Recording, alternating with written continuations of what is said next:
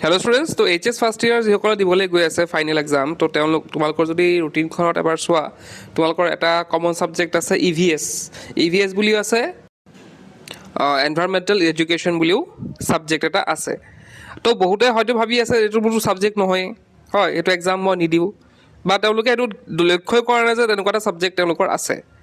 এতিয়া কথাটো হ'ল যে এই ছাবজেক্টটো কিন্তু প্ৰত্যেকটা ষ্ট্ৰীম, আৰ্টছ হওক, কমাৰ্চ হওক বা ছায়েন্স হওক, প্ৰত্যেকটা ষ্ট্ৰীমৰ কিন্তু ছাত্ৰ ছাত্ৰীয়ে এই এক্সামটো দিবই লাগিব।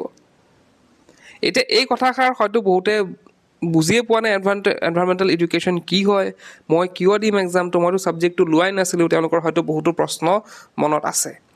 তো কথাটো হ'ল যে এনভাইৰমেণ্টেল এডুকেশ্যন যোনটো মানে ছাবজেক্ট আছে, সেইটো এটা কি হয়, এটা কমন ছাবজেক্ট। যেনেকৈ তোমালোকৰ ইংলিছ আৰু MILটো যেনেকৈ আছে, ঠিক তেনেকৈ এইটো এটা কমন ছাবজেক্ট এনভাইৰমেণ্টেল এডুকেশ্যনটো। আৰু তোমালোকে কি কৰিব লাগিব, এই এক্সামটো দিবই লাগিব। আৰু নহ'লে কি হ'ব, যদি এক্সামটো নিদিয়া এটা ডাঙৰ বিপদ হ'ব। আৰু বিপদটো হৈছে যে তোমালোকে যদি সেই বাকীকেইটা ছাবজেক্টত যদি তোমালোকে পাছো কৰি যোৱা, এইটো যদি ফেইল কৰা বা এবচেণ্ট থাকা, তোমালোকৰ কিন্তু বাকীবিলাকৰ ৰিজাল্ট নোলাব, বা তোমালোকৰ প্ৰব্লেম হ'ব কি, তোমালোকক হয়তো ফেইল কৰাই দিব পাৰে। যদি এক্সামটো এবচেণ্ট থাকিলা, তোমালোকে কিন্তু ফেইল কৰিবা। কাৰণ এনভাইৰমেণ্টেল এডুকেশ্যন এক্সামটোত পাছ কৰিবই লাগিব। আৰু আমি ডিছকাছ কৰিম বাৰু পাছিং মাৰ্কছ কিমান বা কিমান মাৰ্কছৰ হয়, সেইটো ডিছকাছ কৰিম। কিন্তু প্ৰথম কথাটো হৈছে যে তোমালোকে এই এনভাইৰমেণ্টেল এডুকেশ্যন এক্সামটো দিয়াটো খুবেই প্ৰয়োজন। আৰু দিয়াটো প্ৰয়োজন মানে কি, দিবই লাগিব, সেইটো তোমালোকে জানি লোৱা। হয়তো স্কুলৰ বা তোমালোকৰ বা কলেজৰ পৰা সেইটো কথা কোৱা হোৱা নাই, বা কেতিয়াবা তোমালোকৰ ক্লাছ কৰোৱা হোৱা নাই, আৰু মেক্সিমামৰ হয়তো কিতাপে নাই, তো সেইটো এটা প্ৰব্লেম আছে। তো যি কি নহওক, তোমালোকে এইটো চিলেবাছত ধৰি লোৱা, তোমালোকে এনভাইৰমেণ্টেল এডুকেশ্যনটো আহিব। এতিয়া কথাটো হ'ল যে কিমান মাৰ্কছৰ আহিব বা কিমান পাছিং মাৰ্কছ কিমান হয়, সেইটো আগত চাই লোৱা। তো ইয়াতে যোৱা চোৱা, তোমালোকৰ এনভাইৰমেণ্টেল এডুকেশ্যনৰ যোনটো কুৱেশ্যন পেপাৰ আছে, সেইখন হ'ব তোমালোকৰ 40 মাৰ্কছৰ হ'ব। আৰু তাতে 5 মাৰ্ক থাকিব 12, মাত্ৰ 12 পালে তোমালোকে ইয়াত পাছ কৰি যাবা। তো ইয়াতে তেনেকুৱা কুৱেশ্যনৰ যদি কথা কওঁ, কুৱেশ্যনবিলাক ইমান টান নাহে, কুৱেশ্যনবিলাক কিছুমান তোমালোকে নিজে বনায়ো পাৰিবা, বা কিছুমান কুৱেশ্যন হয়তো তোমালোকে চাবলগীয়া হ'ব পাৰে, অলপ চালেই তোমালোকে কিন্তু ধুনীয়াকৈ পাছ কৰি যাবা, সেইটোলৈ ইমান টেনশ্যন কৰিবলগীয়া নহয়। আৰু এটা কথা ইয়াতে যে তোমালোকৰ কিন্তু ইয়াতে মাৰ্কছটো দিয়া নহয়, ইয়াতে গ্ৰেড ছিষ্টেম হয়। মই সেইটোও দেখাম বাৰু কেনেকৈ দিয়া হয়।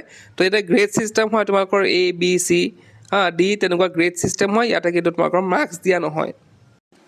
তো মই ইতিমধ্যে ক'লোৱেই যে এইটো গ্ৰেড ছিষ্টেমত দিয়া হ'ব। তোমালোকৰ যোনখন HS ফাৰ্ষ্ট ইয়েৰৰ মাৰ্কশ্বিট থাকিব, তাতে তোমালোকে দেখা পাবা যে তাতে তোমালোকৰ গ্ৰেডটো দিয়া হৈছে। যেতিয়া তোমালোকৰ মাৰ্কশ্বিট এখন দিয়া হ'ব বাৰু, অনলাইন মাৰ্কশ্বিট, তো সেই মাৰ্কশ্বিটখন তোমালোকে দেখা পাবা যে তাত তোমালোকে কি গ্ৰেড পালা এনভাইৰমেণ্টেল এডুকেশ্যনত, তাত তোমালোকৰ গ্ৰেডটো দিয়া থাকিব। এতিয়া কথাটো হ'ল আৰু এটা ইণ্টাৰেষ্টিং কথা, যে এই যে যোনটো গ্ৰেড দিয়া হ'ব, সেইটো তোমালোকৰ HS ফাইনেলৰ যোনখন মাৰ্কশ্বিট থাকিব, তাতো তাত থাকিব। এতিয়া তোমালোকৰ স্ক্ৰীণত যোনখন মাৰ্কশ্বিট চাই আছা, এইখন হৈছে HS ফাইনেলৰ মাৰ্কশ্বিট। অৰ্থাৎ তোমালোকে নেক্সট ইয়েৰ যোনটো ফাইনেল দিবলৈ গৈ আছা, HSৰ ফাইনেল, সেই মাৰ্কশ্বিটখনতো তোমালোকৰ এই এনভাইৰমেণ্টেল এডুকেশ্যনৰ গ্ৰেডটো থাকিব। ইয়াত দেখিছা, ইয়াতে দিয়া আছে চোৱা, grade on environmental education A।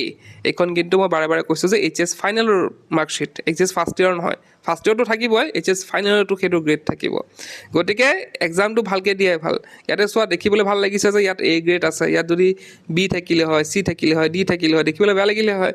গতিকে তোমালোকে সেইটো ট্ৰাই কৰিব লাগিব, যাতে তোমালোকে যেন তেন হ'লেও A গ্ৰেড আনিব পাৰা।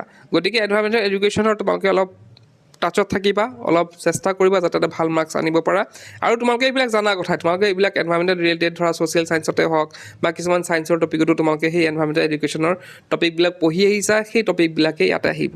মই বাৰু বেলেগ এটা ভিডিঅ'ত ডিছকাছ কৰিম যে এনভাইৰমেণ্টেল এডুকেশ্যন কেনেকুৱা কুৱেশ্যন পেপাৰ আহে বা কি কি কুৱেশ্যন সোধা হয়, সেইখিনি বেলেগ এটা আমি ভিডিঅ'ত ডিছকাছ কৰিম। তো তোমালোকে জানিছিলা নাই কথাটো আগতে, তোমালোকে কমেণ্ট বক্সত জনাবা। তো আজিৰ ভিডিঅ'তে শেষ কৰিলোঁ। কিপ ৱাচিং, ইউ কেন লাৰ্ণ।